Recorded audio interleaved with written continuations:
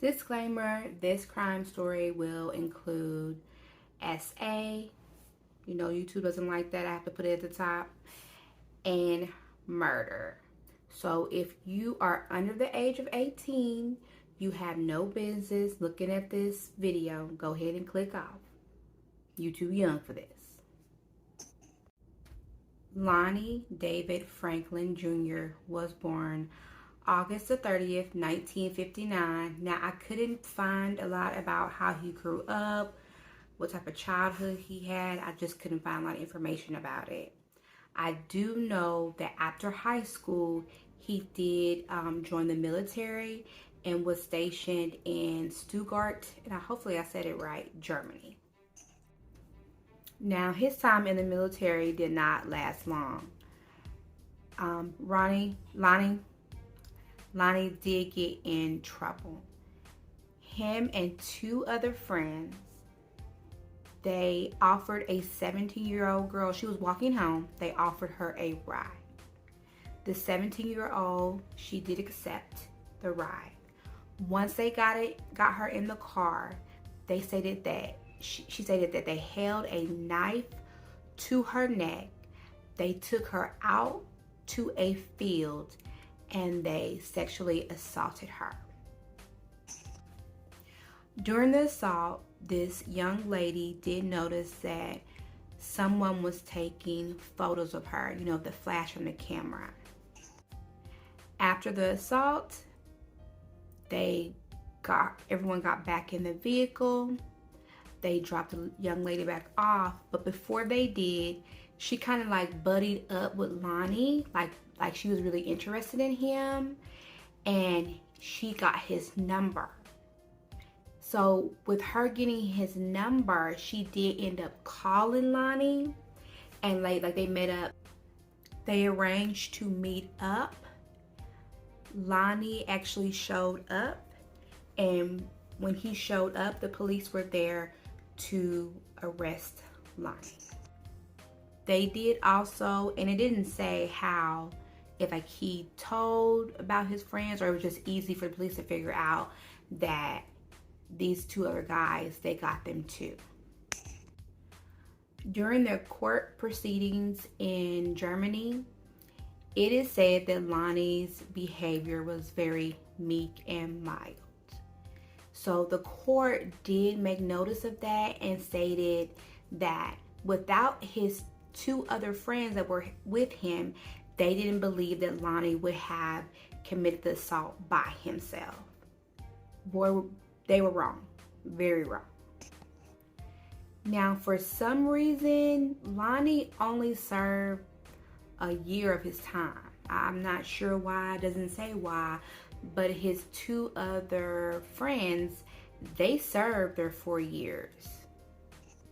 After his discharge from the military, Ronnie, of course, comes back to America, and he actually ends up working for the LA sanitation, and also, y'all not gonna believe this, that LAPD at times as a mechanic. Now, it just seems like Lonnie just couldn't stay out of trouble. He got convicted of theft and I believe assault. Like, he just could not stay out of trouble. He was well known to be like the neighborhood booster. If you don't know what a booster is, the booster is like someone can get you that good, not drugs, but that good, like they can get you like a refrigerator for like $250. That's a booster. Now, you don't question why it's $250. You just take that, give them that money, you take that fridge and go about your business. Now, Lonnie did end up getting married, and there's no name, and really, I didn't try to even research because it's not her fault that he was a piece of crap. But his first wife, it is said that she was possibly doing drugs. And so Lonnie would be working, he would give her the money, and she would spend the money on drugs. And the reason why he knew is because like he would come home and the lights were out or the water was out. I saw some other research too that said that she had men in and out through that house, which y'all know what comes with doing drugs. Sometimes as a female, sometimes you sell that thing. Y'all know what that thing is. It's that thing. So after being married to her, it is said that Lonnie just really, really could not stand being around people who did drugs or drank. I mean, you couldn't even drink around him. Like, he was very vocal about his disdain for that. So I want to set the scene for LA at this time. It was during the mid 1980s. If you grew up in the 80s or you grew up, around that time, you know that in the mid 80s, it was a lot of gang violence in LA, and the crack epidemic was really, really huge. So LA at that time was a mess. Not to mention also around that mid 1980s, there were several serial killers at the time. I mean, several. I believe Richard Ramirez was also one of the serial killers at that time, but that's for a later story. In the mid 1980s, a lot of Black or women of color sex workers ended up, dying. Now, it's not confirmed, but a lot of people have said that LAPD had like a little code word, which was NHI, which means no human involvement. So for the sex work, if you were a sex worker or you were a drug addict, they pretty much labeled the case NHI and just kind of put it, on the bottom, to where we'll get to it whenever we get to it, which I fought them for this. Like, you can't control what somebody's doing, but I fought this because you treated people of color like crap and you just thought they were nothing. So the LAPD, like, yeah, y'all dropped the ball on this, and I am definitely not happy with. So in 1985, the Black Coalition Fighting Back Serial Killers, they were taking, note also that a lot of women of color sex workers were dying.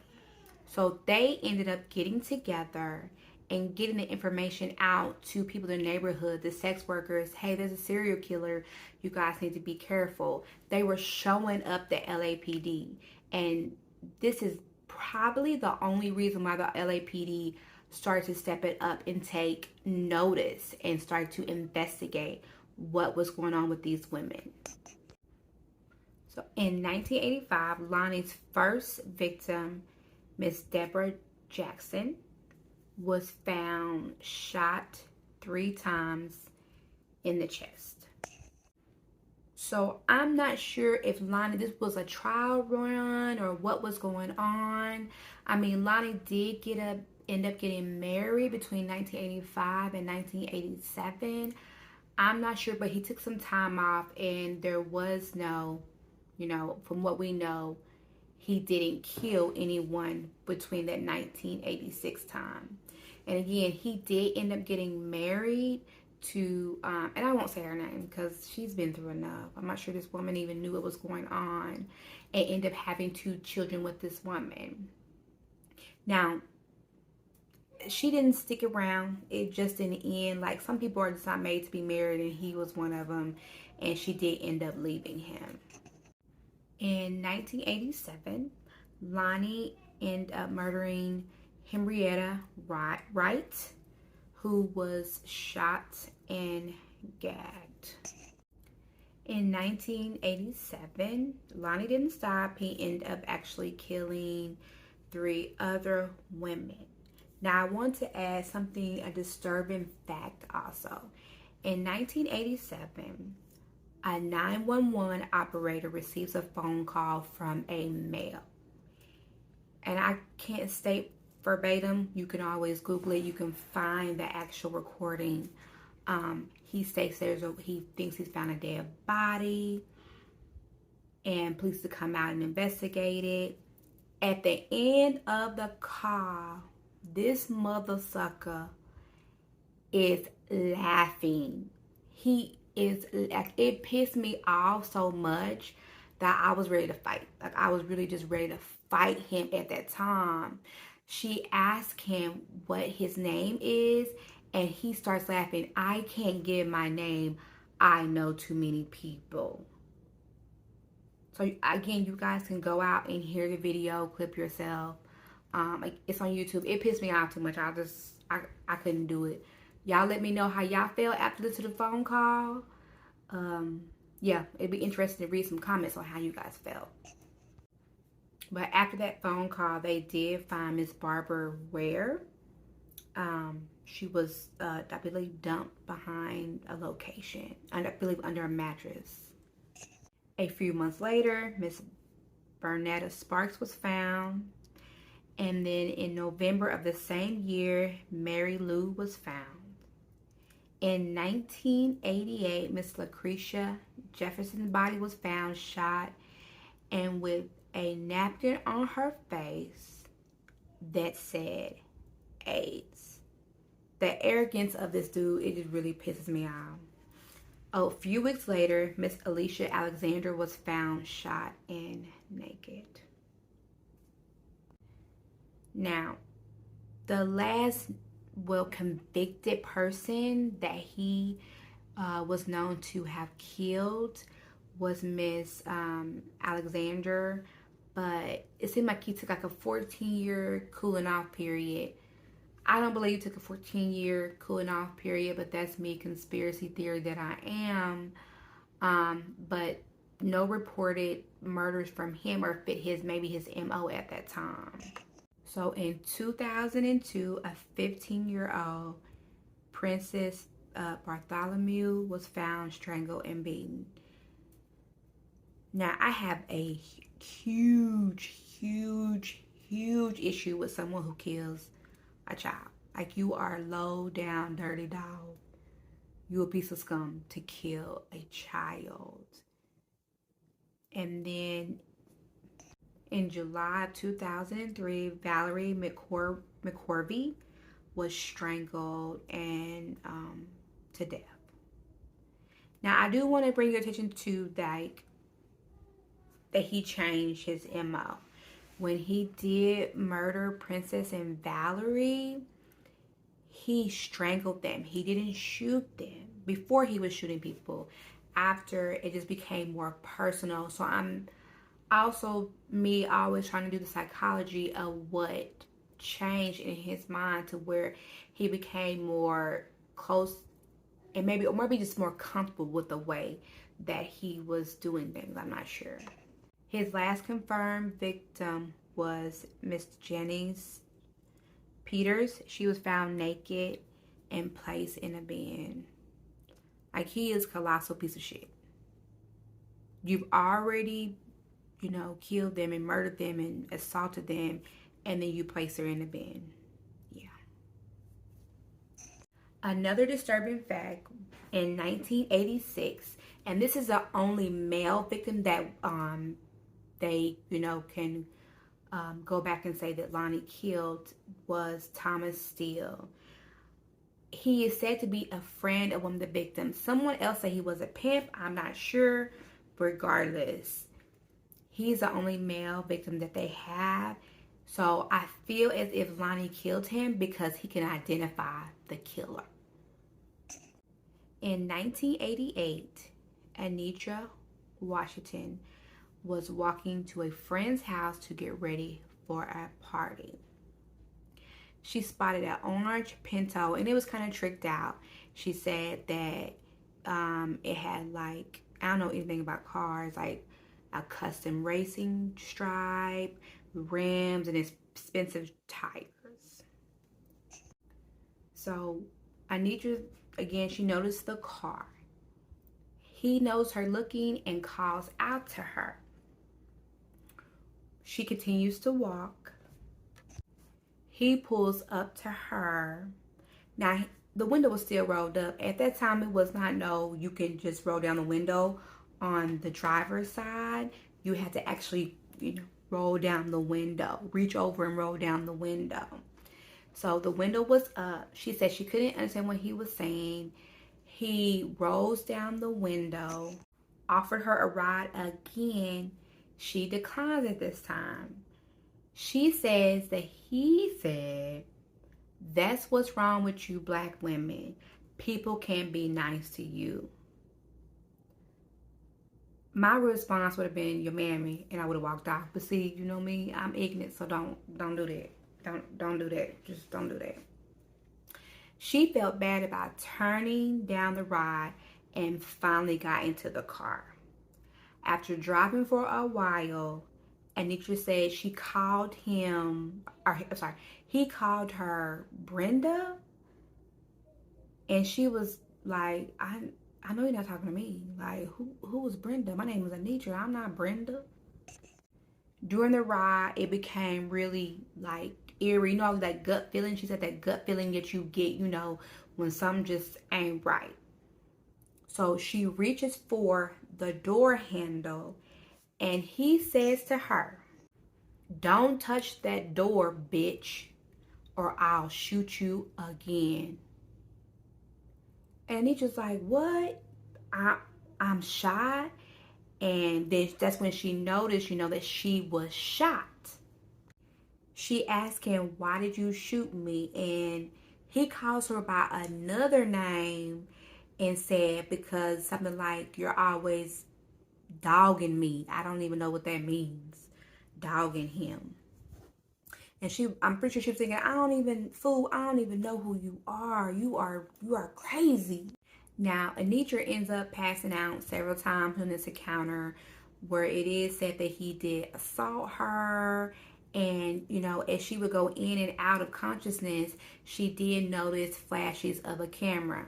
Y'all remember that from the first time, you know, in 1970 something, that flash of a camera. He got a thing about them cameras. After he ends up assaulting her, he continues on his drive. He ends up pushing her out the door, and I'm pretty sure that he thought like she's dead. But by the grace of goodness, she was not dead. Anitra says she kind of looked around and she realized like she kind of was familiar with the area.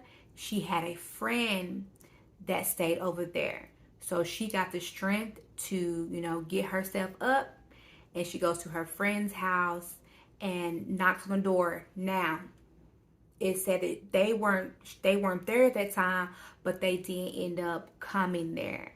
When they got there, they called the paramedics, and she was rushed to the hospital, and she had to have surgery. Now, after Anitra, you know, the police did come, and she did end up giving them like a description, and they actually made a sketch of the man, but the LAPD never went anywhere. Like, I couldn't find any information on what the LAPD did with the darn sketch. It just kind of just like, it was a sketch. Oh well, I don't know if they lost it or what. I'm not sure.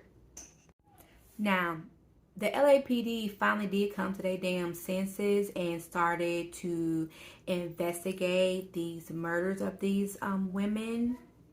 So in May of 2007, they discovered that the murder of Janicia Peters through DNA was linked to several unsolved murders. November the 1st, 2008, the case, that's another disturbing fact too.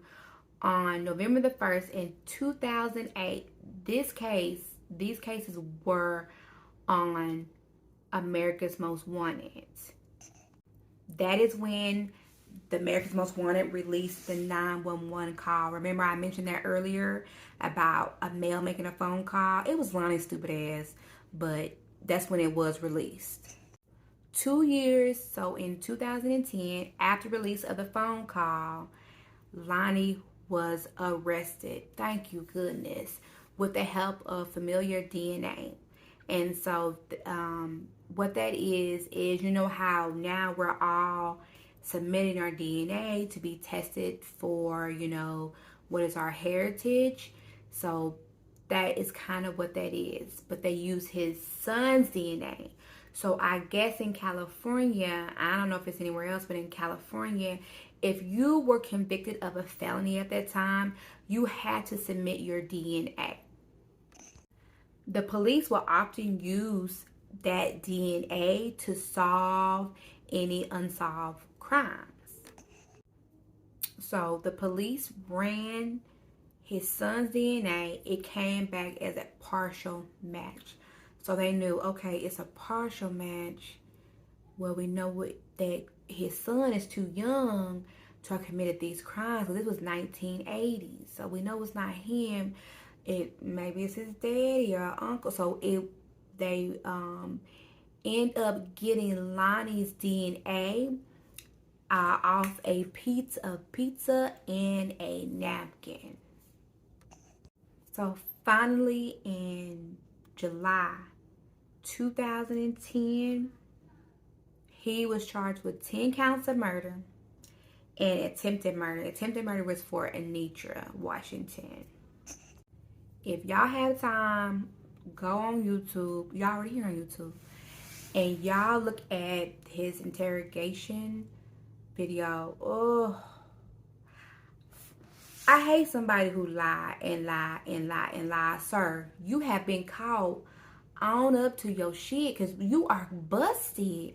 But he continues to lie and lie and lie and shows no remorse for anything that he has. DNA don't lie. Fingerprints maybe, but DNA does not lie.